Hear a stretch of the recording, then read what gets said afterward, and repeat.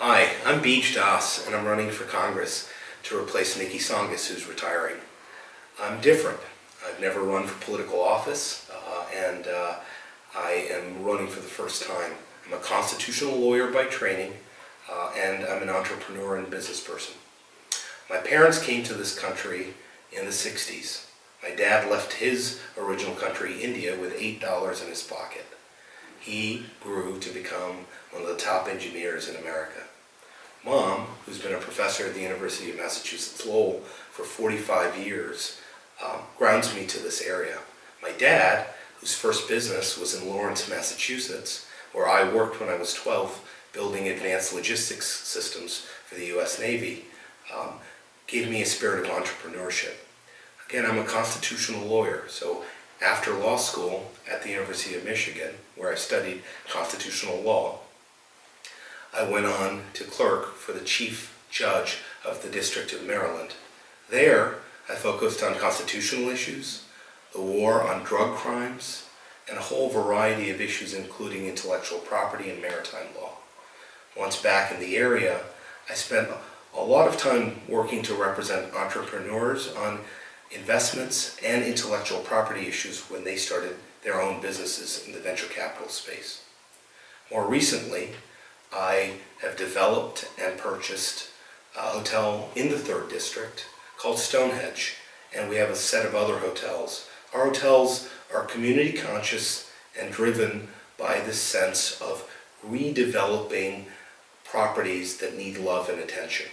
We employ 75 employees in this district, and as part of that, we've made a commitment to the communities that we serve.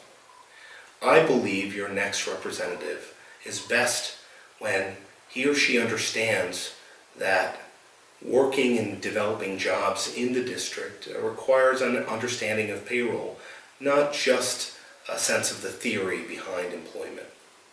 I do believe that I offer a different voice, and I appreciate your time in watching this video, and I invite you to check us out at www.dasforcongress.com, which is our website. Ask questions. We have several months ahead to get to know each other, and I hope I'll be able to earn your support over the months ahead. Thank you again. Tell us why you are seeking the Democratic nomination for the 3rd Congressional District. Thank you. Thanks for having me, first of all. It's good to be back at the Sun. Like many of us, I've been frustrated by what's happening in Washington. I think it's not an understatement to say that what we're seeing on both sides, but what we're seeing in Washington is dysfunctional. And I looked at my history of accomplishments, my education, and all of the things that I've done, and I said, well, I have a good sense of the federal government's power, its possibilities, and its pitfalls. And with that and my experience after all the constitutional work that I've done, all of it taken together, in my opinion, makes me the most qualified candidate in this incredibly large field. Just elaborate. You talk about your constitutional work and your background. What are you exactly? Yeah, so in law school at Michigan, my focus was American political institutions. Most of my coursework focused on the constitutional federal court system, and thereafter I clerked for Judge Benson Everett Legg, who was the Chief Judge of the District of Maryland, and I actually sat with him on the 4th Circuit Court of Appeals as well. There I wrote opinions on constitutional matters, on drugs, on maritime, on intellectual property.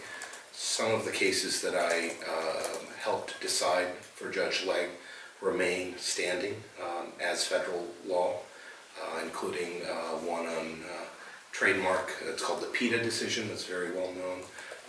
The 4th Circuit looked at the Bakke decision on affirmative action in higher education. That was another decision that I helped author. My judge was a Republican appointee. He was appointed by George Bush Sr. and he hired 2 law clerks who were not Republicans. And so for me, that was the first time that I saw an intellectual divide between what I thought I would be writing and deciding and my mentor. And it was very instructive because it changed my way of thinking. I think it made me more realistic in the interpretation of laws and federal law. And I think it has given me a significantly broader understanding of the federal system. So how does that apply today to what is going on in Congress and also the judicial branch, which is a separate, independent branch from our federal government, the executive wing and the legislative wing? I'm interested in your thoughts on that. Well, and look, how could you impact that or influence? I think it's a great question. I think, we all have our viewpoints, right? Some of us are liberal, some of us are conservative, and there's a whole range in between, and some on the fringes of both of those positions. What I believe my background has given me is an understanding and appreciation for the spectrum of viewpoints, and that those viewpoints are all American. And why that is important is that we have to live together, right? Fundamentally, whatever viewpoints we express, we need a government that encapsulates them all. Now, the federal court system, the question you asked, is, Obama did not get that many federal positions filled. President Trump is getting more of those filled. So the judiciary is going to lean to the right over the next couple of years. There's going to be a massive filling of open positions. So that's going to trend that way. At the legislative level, we're seeing dysfunction. And dysfunction is happening because the poles are acting against each other. Right? On one side you have somebody saying X, on the other side you're saying Y, and they're not talking to each other. So the role of the legislative branch is being defeated in many ways by the fact that legislators aren't doing their job. They're not doing what they used to do, which is reach across the aisle and find points where they can agree on things and pull them together into legislation that's effective. How I think I can assist that is that I would reach across that aisle. I am, a person who has always believed in balance, and I think that balance is going to be informed at the federal level by being an effective legislator. That, I think, is how I can impact this gridlock and dysfunction. How is never having held a political office, how does that make you, as you said earlier, the best qualified person, or do you consider that an advantage? Yeah, I think it is an advantage, right? I mean, having never held political office, for me, means that I'm not beholden to the special interests that would have influenced me along the way. If you look at how first-time candidates typically they enter through some sort of process dysfunction, that there aren't candidates that are satisfactory in the arena. I think that for me, my constitutional background gives me the required qualifications to understand the system. It's not like I don't know how the government works. It's not like I don't know the Constitution. Meanwhile, for the last 10 years, I've run a business. I've run a business in the 3rd District. We have 75 employees here. So I've had to interface with government plenty. And that interface with the government has given me additional experience. So it isn't in the legislative branch, it isn't in elected politics, but the interface has been significant. And I think constitutional law plus a corporate background, those two things together is an exciting combination. At least that's what we're hearing on the trail. So the interesting thing is, so how did you go from constitutional law into the corporate hospitality industry? How how did that happen? And what are some of the things that you gained from meshing those two experiences? An interesting question. So I started at Michigan. My focus was constitutional law. So when I went on to my clerkship, it was a highly sought after position. But you take a pay cut that is significant to do that. It's over $100,000 a year that you cut out of your salary. And with all the law school debt and education loans and all of that, I went into the corporate world. So I worked in Boston at big corporate law firms. I did venture capital, private equity, intellectual property, all of that stuff. So I went from that into real estate. And I wanted eventually to be able to do something that I had influence over what I was doing, meaning I didn't want to just paper up transactions that people made decisions elsewhere. I wanted to make those decisions. So for me, eventually I went into hospitality. I had up an American company, Hilton, abroad for several years, and then I came back and brought those skill sets back to the 3rd District when we bought our hotel here. What was your position with Hilton abroad? I was their senior director for development, so I was the development head for India, which was an august role, right? They wanted someone with the experience set that I had. An American lawyer moving to India to head up an operation like that was attractive to them, and it gave me a lot of insight. From a cultural perspective, it reminded me how American I was, right? I had never lived in India. I'd never done anything, and I did a lot of travel through Asia as well, so I got to understand not only India but a lot of Asia. And it takes only a little time outside of the United States to remind you where home is. So for me, that was the reminder, and I came back to the United States and to this area for personal reasons. My aunt had lung cancer, and she had helped raise me when my mother was getting her PhD. So returning to this area was very fulfilling, and I did it gladly to be with family. Where is your company based now? Tingsboro. Tingsboro, right? It's at the hotel, right? It's at the Okay. hotel. Yeah, we have, that property is about 15 acres, so it has multiple buildings. So I'd like you to address something that, sort of along those lines that Yep. candidate Trahan said last week. Because you're the first candidate in who has moved to the district to run. You're living in the district now, correct? Yeah. And that's where right. is that? I live on Jackson Street. Okay, did you buy, were you renting? I'm renting. You're renting. Yeah. So. I would buy if I love where I'm living, so if that were available for sale, I'd buy it. And you sell property in North Andover? I do, yeah. Okay, so Trahan said, for me, this job is not an opportunity, but a calling. So I interpreted that to mean that, that's a shot at you, at Gifford, at Coe, at the guy from Cambridge who's running, people who have moved to the district seeking this opportunity. So how do you respond to that? I think it's an amusing statement. Look, my mom has been a professor at the University of Massachusetts Lowell for 45 years, right? So Lowell's in my blood. I was in diapers in Coburn Hall and went across the street to Dugan all the time when I was a kid. So I probably touched Lowell before any of the other candidates ever did.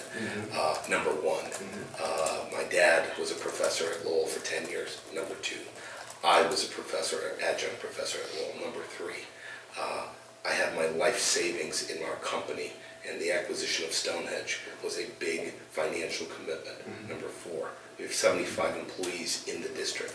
Nobody else combined, probably in the field, has the kind of economic impact in the district that I do. So all those things for me suggest that you can label it however you wish. You can try to call yourself a Lowell candidate or not. I don't like those labels. I think the record speaks for itself. I have made a financial and life commitment to this area that hasn't wavered. So again, I don't call it whether it's a calling or otherwise. This is the right thing for me to be doing. I have more than sufficient contact with this area. Lowell is part of my blood. When I see that word, I know deep down in my heart how much my parents and I have given to this area and how much we've in turn received from it and how much we owe in return. So I'm very proud of my contacts to the area. Beej, I mean, you've been very successful on several different levels, okay? The business world, you know, corporate world as an attorney. When did you first think of running, and what was it that influenced? Was it the Trump election? Why would someone, you know, take a pay cut, you know, another pay cut, and get involved in something that, you know, the American people look upon Congress, they got a lower rating, approval rating than Trump. They're like 16%. He's around 30. But they don't acknowledge that. So why would you even want to? I mean, but go back. When did you first start thinking about this? About a year ago is when I started thinking that I needed to make a change in my life to be more engaged with what I was doing. Remember, I started the company to, you know, take institutional hospitality and bring it to communities and small boutiques. Our first acquisition was in Brunswick, Maine. We took a property that was constantly failing and we made it viable. We employ about 50 employees there. Was that Liberty Hotel there? Yeah, it's called the Daniel. That was our first American hotel. And you know, that gave me a flavor for what we could do in college towns. So then I said, well, there's a college town that's even dearer to my heart. And so when we bought Stonehenge, and now we're looking at, the company's looking at another acquisition, I said, look, I've done what I can do for this company. I've started and incubated an idea that now needs somebody whose life's work is going to be hospitality, or at least the person who can take this forward. I remember I went to law school 20 years ago because I believed in the Constitution. I believed in governance. I was a poli-sci major, both at UMass Lowell and at Middlebury College. So my passion has always been government and governance. The Obama years, the Bush years prior to that, those were the years that I started thinking, gosh, I need to return somehow and find a path that's interesting, but also consistent with all the work that I've done. Right? If you jump around and you say, okay, well, I'm doing this and I do that, that doesn't work. It's not cohesive. What, for me, this allows me to do is serve an area that has, provided me life and sustenance for so long. If it weren't for the university, I probably wouldn't even be here, right? So, and my parents went to the University of Massachusetts, Amherst. So academia and the academic world has been a pretty important part of their lives, and hence has been a pretty important part of mine. When this opportunity became available, I had already made the decision 2 or 3 months prior to leave the company on a sabbatical. So this was not for me something that happened because this position opened. I was exploring some other opportunities. Now, that exploration obviously was made easier by an open seat without an incumbent. Chris? I want to get into some specific policy stuff, but if you guys have more background questions, No, that's a good time. get through first. I'd really like to get a sense from each of the Democratic candidates where they stand on the direction of the party today. I think I had seen you tweet something pretty recently that, or it was in your Herald radio interview, that you would support ousting Nancy Pelosi as minority leader. Now, why would you do that? Who would you support in her place? And where do you think the Democratic Party has to go from here? Thank you, Chris. First of all, I probably wouldn't use the term ousting. Replace. If I were there when the last vote was taken, I probably would have voted for Representative Ryan. But my thought is that parties, like all organizations and governments, need to reflect the composition of the members. And Nancy Pelosi has been in the party for a long time. She's done a great job by her base and by her members, but that membership is changing, and if I were there, it would further change. And I think my values and requirements would suggest somebody new, a new face of the party. Because I think ultimately, one of the reasons I'm running is that I feel that the Democratic Party, much like the Republican Party, but even more radically so, doesn't reflect necessarily the values of the base. And I think bringing a new perspective and returning the Democratic Party to a place where it can be a constructive member of governing this country with, a party that believes in not only jobs, but, effective health care and good and credible immigration policy and education reform. All of those things, I think, are areas where new leadership would probably make a lot of sense. So that was the context of my answer to the Herald and to you as well. Seth Moulton, Democrat? Well, that's the thing.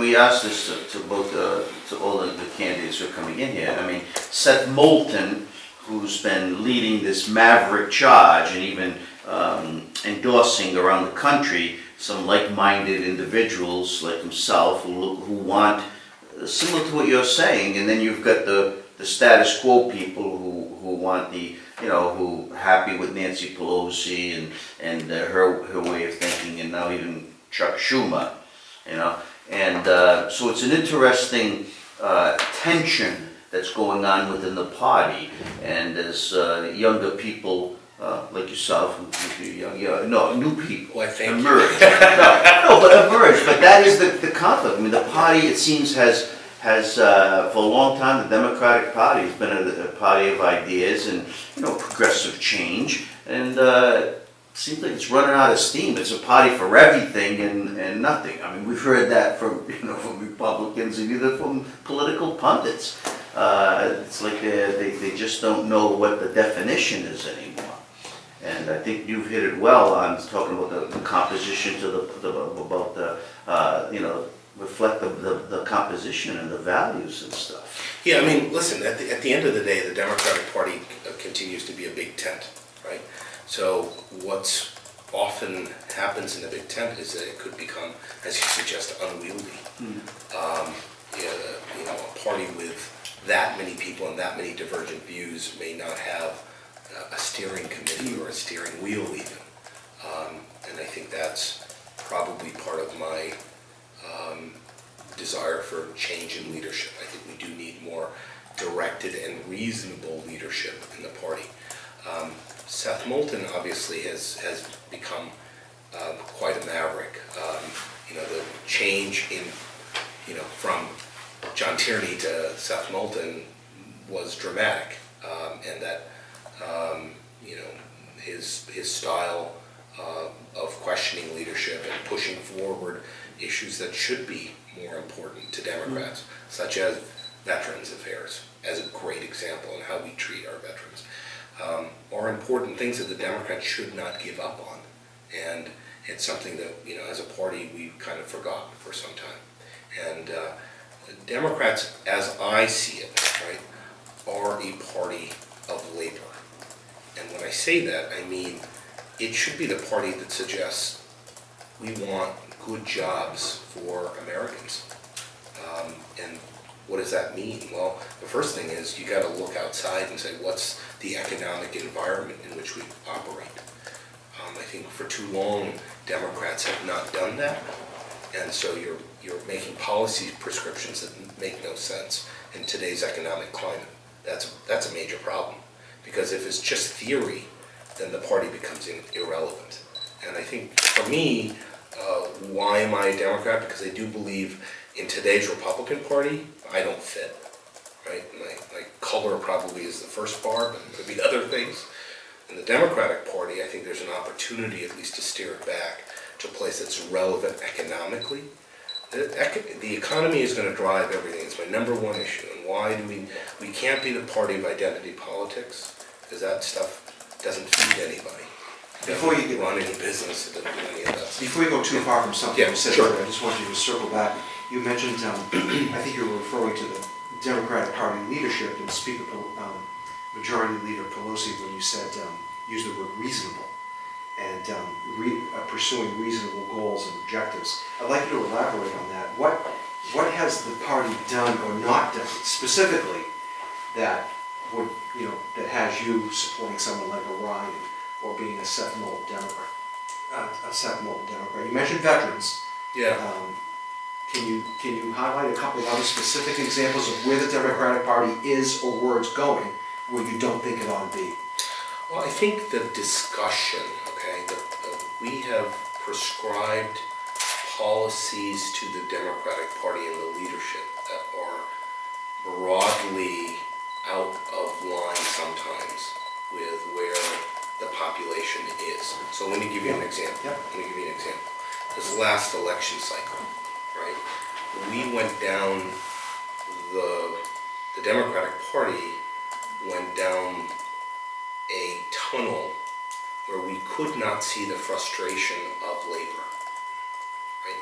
The traditional base of the party was saying, look, we're working harder than we've ever worked before. This universal health care system that's been sent to us costs us more, gives us less benefits, and we're worried about immigration. Okay, those are things that we heard. The Democrats at the leadership level said, don't worry about it. These are all part of the systemic change, and they gave all sorts of explanations. But it was tone deaf to the realities on the ground. And so those are areas where leadership should have been more responsive to listening and responding in a way that was relevant. And we didn't. The party didn't, and lost the White House and lost seats because there was a regular and persistent tone deaf, we know better than you. So as a Democrat, what I want to say is, look, the first thing we have to do is listen and say, what is it that are real concerns of our people? Instead of getting on our high horse, that's the difference, in my opinion, between Bill Clinton and President Obama. One of them was more seemingly empathetic, and one of them was more professorial. Now, I'm not choosing sides between those two, but what I'm suggesting is that, Minority Leader Pelosi, in leading the party, majority at some point, has prescribed a set of solutions that in academia probably sound good and on paper were great. They're high-minded ideals of what we want in government. But in reality, they were divorced from what the people who were going to make those votes and affect governmental change actually said, you know what? This guy who's loudmouthed and says all sorts of inappropriate things resonates with us because he's listening to our concerns and frustrations. That type of tone deafness for me is where the Democrats lost it on policy prescriptions. And so it translates to all sorts of things, right? It translates to maybe a blind following of NAFTA. NAFTA is a good example. I hear it all around as we're campaigning. One of the things people are concerned about. They're concerned about its impact. There are a lot of Democrats that kind of blindly followed it. Now, where do I stand on it? Well, I think we always need to look at trade agreements based on what is in the best interest of the American worker, right? Now, I think Democrats for too long haven't heard those messages and said, look, maybe we need to reevaluate and just make sure everything is still working the way it was intended. The long-term impacts are what we thought they would be. And I think that's where the party leadership is. So the president wants to take a look at that, right? That's right. And so that's right. You're on board with that, I guess. I think that we need to reevaluate and take a nuanced look at where our trade agreements are. I think the president's pathway to looking at trade agreements is too haphazard, right? You can't say, okay, well, solar panels 30%, washing machines from, those are taxes on the American people. At the end of the day, that's a hidden tax. So that tariff is actually going to maybe help pay for his, ill-conceived tax plan. So who knows, right? Ill-conceived tax plan, did you use that? I did. Okay. I think it was, we all agree that tax reform is necessary, but I think a lot of us believe that his tax plan solved a problem that wasn't necessarily the most compelling problem. And a lot of his, tax cuts are unfunded. So how we pay for them long term is I hate to be the deficit hawk as a Democrat, but it seems like our roles have reversed in society. We're Republicans are no longer the party of really not wanting to increase the debt, and the Democrats need to suddenly. It's bizarre. We live in bizarre world sometimes, but that's what's happened. Okay, so you have an interesting perspective then as an employer in a hospitality industry. I don't know if you have to use H-1B visa programs to fill. Like I know that there's always shortages in the hospitality industry, especially at the Cape Cod. So what is your perspective on that immigration? And let's get into where you think the immigration can be reformed, what can work, and also your views on DACA. Sure. We can answer that question. Immigration, right? Immigration, the posture of the president on immigration is disastrous.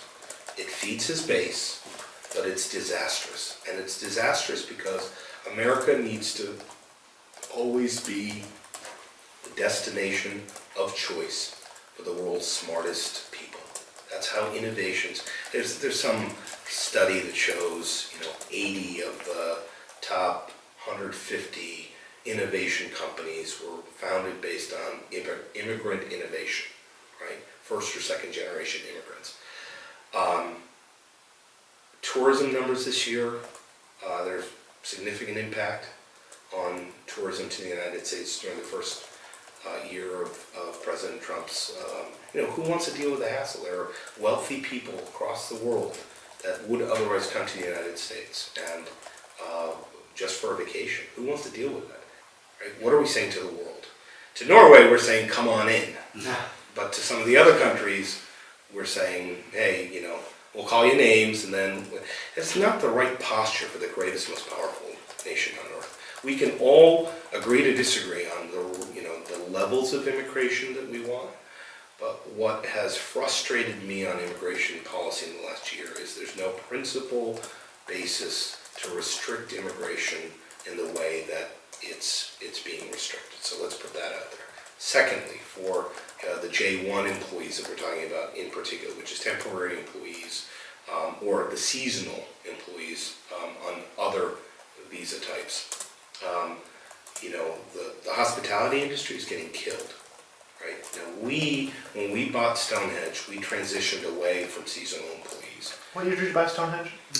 We bought Stonehenge, I want to say in 2014, so it's been 4 years. And we transitioned to all local labor. So, some people didn't like that, used to have, tons of foreign accents and had a little mystique to it. Now it's mostly, almost all of our employees are,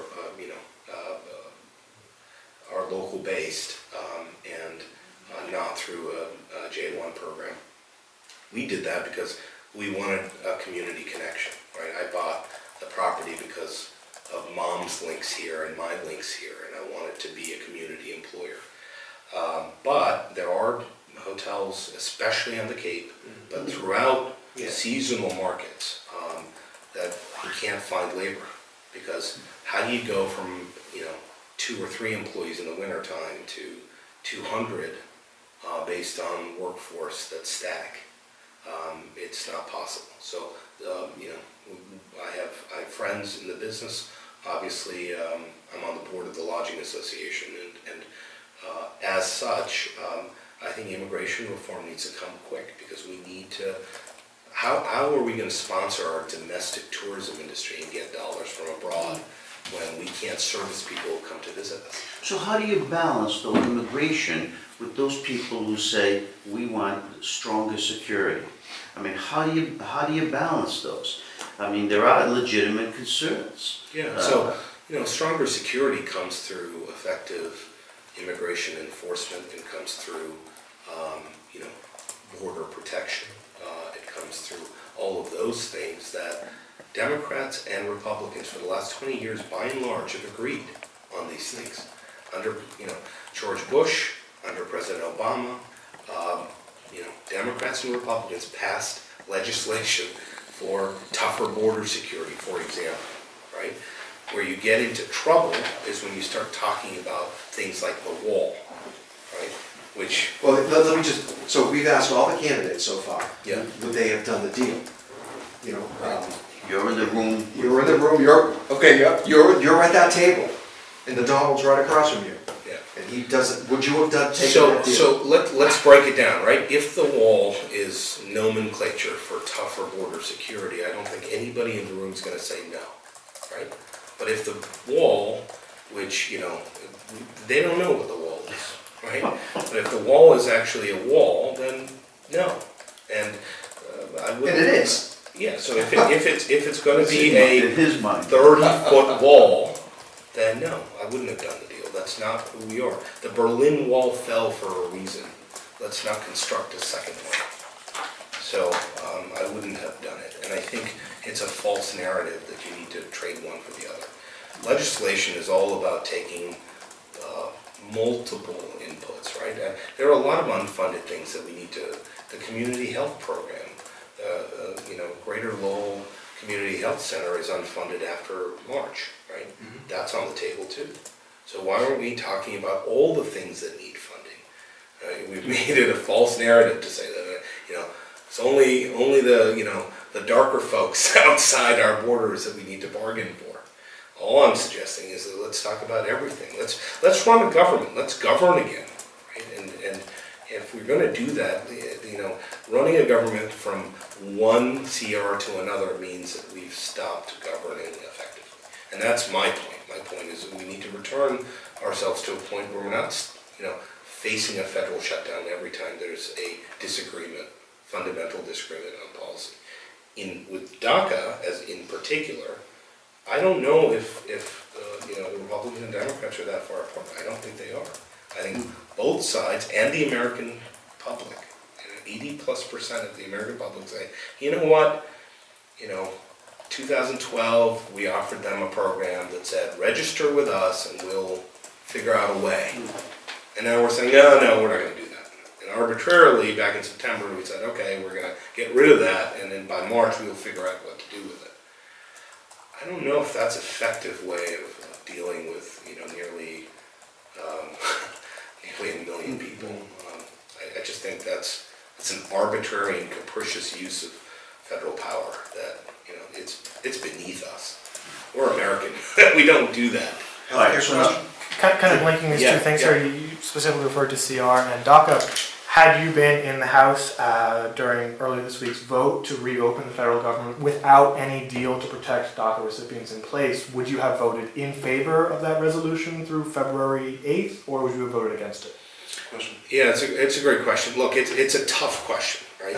There are ways of looking at it that you can go both ways. At the end of the day, sitting in a tough winter with all the issues that the federal government is currently dealing with, there was a clear and present need for federal funding for all sorts of things that, DACA expires, again, it's somewhat arbitrary that it's expiring, but that happens in March.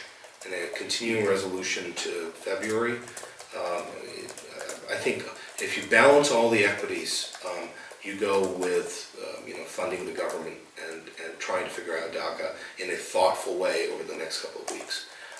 There was a clear and present need for federal funding that you just have to move forward. What'd you think of those senators, those far left senators a little bit? Many from New England, including the 2 senators from Massachusetts that voted to oppose it. Look, again, I think there is a nuanced reason to go with the other way, right?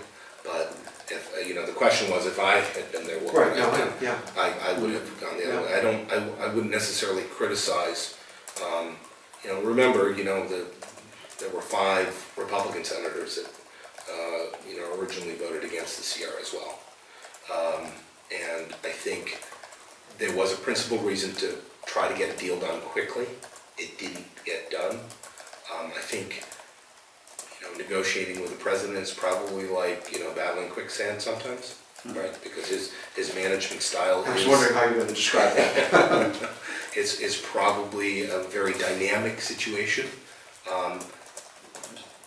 We don't know whether that's by design or otherwise, but that's what you're dealing with.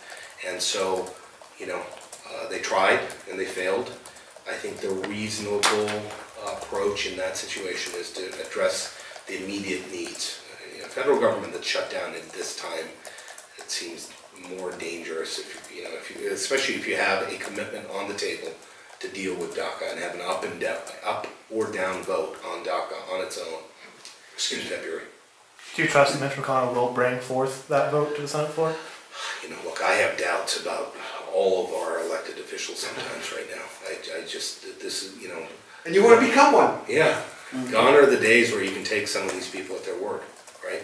I have been told about quite a few things about what you say to win this election or not. The good thing about me is I've never been subject to those forces, and I'm going to tell people what I believe fundamentally. It's going to be to listen, but ultimately we need to restore confidence and faith in our government, not these, quick statements to gain political favor. That is not an effective way. I'm really frustrated that our government has become that. This is a very diverse district, okay? You've got the, affluent sections and southern section. You got the gateway cities stretching all the way from, Haverhill, Lawrence, doing Lowell, up to Fitchburg, Gardner, Leominster. When you look at this district and talk to people, what are some of the needs that you see that you'll advocate for? What are they telling you? You're right. Look, gerrymandering has created a district that is nice and broad. So in places like Ashby, they're talking about conservation and abortion, right? Which is interesting. In places like Andover, they're talking about aging in place and health care. In places like Lowell or Fitchburg or Lawrence, it's about economic opportunity and redevelopment. I think, again, gerrymandering has created a unwieldy in some ways district, but if you're responsive to the critical elements of all of your constituents, and a lot of them are consistent internally, they're just ranked in priority different than, from city to city. But if you're responsive, so where's my strength, right? I understand compromise. I understand that compromise is not failure. I understand, the context of the federal equation. I've got, significant background in constitutional law, and I've got great experience in redevelopment, where we take things that people don't want to touch. Stonehenge is a great example. Its greatest days were 30 years ago, when it was this Ritz-Carlton of the North, but it became irrelevant, and then it fell on disrepair, and we took it on. Nobody else, we were the only bidder for that project, right? And so why did I do it? Why did I do it? As a guy who developed, immediately prior, developed big hotels that were well funded by institutional capital. Why did I get together family money and friends and take on a project that I knew was going to cause me heartache? I did it because redevelopment has its own benefit, right? You can look around us. This city is a great example of redevelopment halfway done, and we need to continue that. Somebody who understands that you can, put more money and resources into an area that needs more love and attention, that can be very motivating, and I think that's what we did. Long term, I think it's a pretty rewarding thing to do, and as I go through the district and see places that need that, the 3rd district is very diverse, right? It's very diverse because we've cobbled together places like Concord, Carlisle, and Andover with places that are perhaps less economically advanced.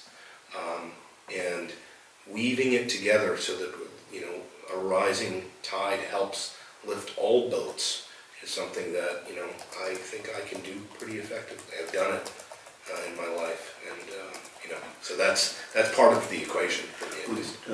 This question came from a reader, and I'm sorry, we'll have to circle back with the other candidates, but they said to ask the candidates if they take a term limits pledge. Oh. If you are elected, I mean, what would you become a career politician? What's the so the reader, I would ask back, what's the proposed limit? Yeah, well, if it's one term, then I say, you know, it's a hell of an exercise. There has been a lot of turnover in in Congress, and that's one of the that could be considered a factor right now. Yeah. You know, the institutional knowledge, the way of doing things, but and then other people think that it's, you know, after say 5 terms, 10 years. Like Nikki Songs did 10 years. She said, you know, I did my job and I want to spend more time with my family. Granted, there's an age difference. Okay, she's got grandchildren and everything else, but you know, if there was a 5-term limit, I wouldn't have any hesitation.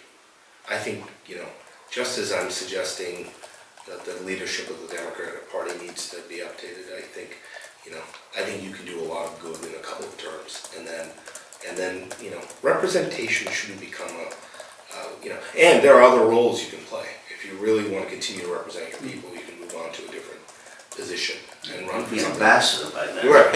I'd like to ask just one more question, then I'll yield the floor, okay? We subscribe to the State House News Service, and the new U.S. Attorney in Massachusetts met with reporters today. His name is Andrew Lowell, I'm sure you know who he is. So State House News just moved this story, and speaking of Nikki Songas, opioid crimes are his top enforcement priority. But U.S. Attorney Andrew Lowell told reporters this morning that his enforcement of federal marijuana laws could ensnare anyone from an hourly wage employee at a pot shop to a bank that opens an account for a pot shop. Now, I bring Nikki Songas into this because she confronted the president on this in the Oval Office about a week and a half ago. We had a page-1 story on that. What's your thought on that? Yeah, I mean, look, the federal marijuana, you know, prohibition needs to be overturned legislatively. It is in conflict with voter-driven initiatives in a growing number of states. And it's surprising to me that a president who, you know, is from a party that has always believed in states' rights is suddenly, you know, federal preemption of the law, especially where the law that we're talking about has later been decided by voters, right? So it's not that the federal law is the most current law, it's the state law is more current. So federal preemption here is affecting what voters have decided in a growing number of states. And the science here and the statistics show that, you know, decriminalize it, and especially for medical, but even, you know, in the non-medical use, and you tax and regulate it, you make it safer, and the revenue you get from that can be then put into opioid, you know, crisis remediation. And, you know, the crisis that's really in front of us is, you know, we were looking at the statistics the other day. It's $90,000 per admitted, $92,000 per admitted patient on average for an opioid admission, right? Now, that's a crisis because you get admission, you know, the number of admissions per state, and this is amongst 182 academic hospitals in urban areas. I'm thinking about rural areas, etc. This is a grand scale problem. The fact that Attorney General Jeff Sessions has an anachronistic view of the world is frightening, because we have a crisis that you shouldn't conflate the two.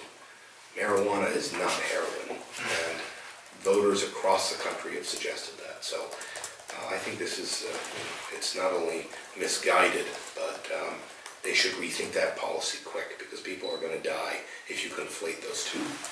Being a constitutionalist, okay, or lawyer, constitutionalist, where do you stand on the Second Amendment? I mean, where are we right on that and where are we wrong on that? Second Amendment obviously protects some right to bear arms. That's, from a constitutional perspective, that's there. Chief Justice Warren Burger, no liberal, once said that the NRA's perversion of the Second Amendment is the greatest fraud perpetuated on the American people. I don't believe that's incorrect. Las Vegas should have been, look, every one of these school shootings, including yesterday's, should be our wake-up call. That mass weapons, or weapons of mass destruction, which these weapons are, should not be subject to Second Amendment protection. So you're talking like AK-47s and all these... Retrofitted with a bump stock that Yeah. lets you, mow down from 2,000 feet away hundreds of people. How is that any way consistent with a document that protected the right to bear arms, hundreds of years ago when that technology was never conceived of? Then, if you take that to its logical conclusion, then nuclear weapons should be available to us too. And why should we prescribe those? Those are essentially guns in another format, right? So constitutionally, I would say, that's my take. How you work within the Constitution is you regulate and tax ammunition a little bit more strictly. So you say, look, if you want 4,000 rounds, fine. You're going to tax it a lot, so it's going to hit some radar. And then we'll know. You won't show up in Vegas with 4,000 rounds. You'll be on some sort of radar. Because if you're just going to be fine with that, but if you're going in and you've got a do not disturb sign on your door for a couple of days, and maybe we'll have more information. I think we should give our government a little bit more for dangerous weapons that we know are being misused to kill people. That doesn't take away from a single woman's right to have a gun to protect herself in her apartment or home. It's more reasonable. We need to be more reasonable because people are dying. What do we say to the next victim? Just think about where we're sitting right now. What's to prevent somebody coming in here now? It's not right. We really need to have some. Now Massachusetts, thankfully, we're a little bit luckier with, but it's just mere luck. I mean, the federal movement against Second Amendment, kind of a reasonable Second Amendment, scares me. Any other questions? Yeah, I would love to I've got lots of questions, I'm going to try and narrow it down here. You had referred to healthcare a little bit before. I want to hear kind of what your take is on what to do going forward now that the individual mandate's been repealed. Would you support reinstating the individual mandate within the existing Affordable Care Act? Would you suggest an entirely new healthcare law? And would you be in support of any single payer option that the Democratic Party might start coalescing around? Yeah, look, I mean, as an employer and a participant in healthcare, the system isn't working, right? My employees pay too much, I pay too much, and they're not getting the level of care or coverage that they deserve. So we need to rejigger this whole system, and I do believe in universal coverage. I don't see a huge difference between terrorism and cancer. They'll both kill you. And if the government is protecting you against one, why put it on your paycheck for the other? So we've got to come up with a simplified solution that's so the way I think it could work is, yes, you put some sort of basic single payer system that provides a base level of care, and it allows everyone that wants more than that and to choose their own doctors and all of those. I would call that, again, this may be going against my base, but I would call that kind of a Cadillac plan. Give people the option to buy into health insurance, but then provide a base level of care that's included. So it's sort of like public schools, right? You can go to the public school system, or if you want to go to private, you pay extra. You don't take the money you've already contributed into the system that's for all, And you do that because what happened with the ACA, which was unfortunate, was you took a subsidy and you crammed it down into a private insurance system that wasn't ready for it, and it can't really handle it well. There's no cost control built into it by cramming down a subsidy. These individual insurance companies aren't fighting cost growth. I mean, this year we have a 15 or 20% increase in premiums for our plans. GIC, obviously, in the state has pulled a whole bunch of options, somewhat arbitrarily, based on $50 participant savings, which is bizarre. But we need to resolve this problem, and the long-term resolution is to take everybody back in and say, look, we've got to solve this problem. Remember, the ACA was passed with one Republican vote in both houses. One vote. So that's not a system. And when the Republicans are in charge, they say, look, that didn't happen under our watch.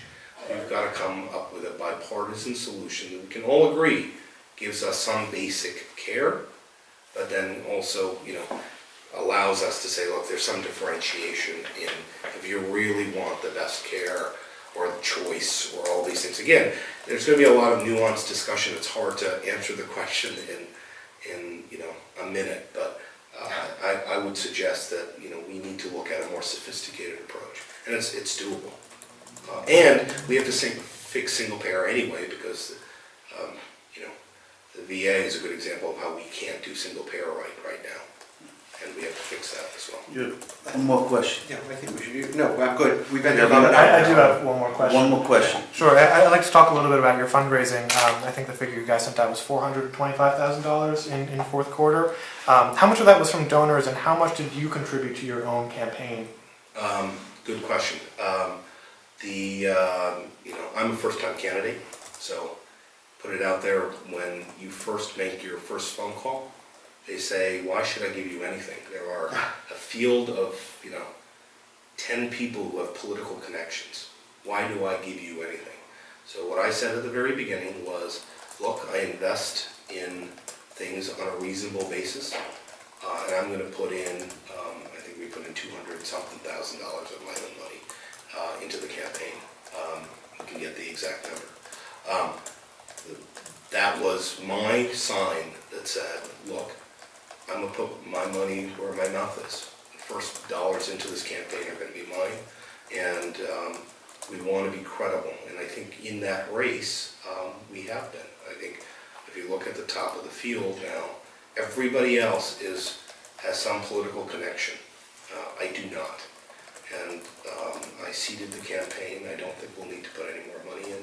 And I think our fundraising now is very robust. We've now raised much more money than I put in. But, you have to do it. And look at it from the corollary, which is if you don't hit these marks, people won't take you seriously. And I didn't step away from my business not to be taken seriously. I do believe that I'm the most qualified here. And I'll do what it takes to be heard. Well, Beej, I want to thank you very much for coming in this. Yeah, thank you guys. Being very frank with us and talking to us, and appreciate we'll the do this opportunity. again. Yeah. And as the campaign moves along.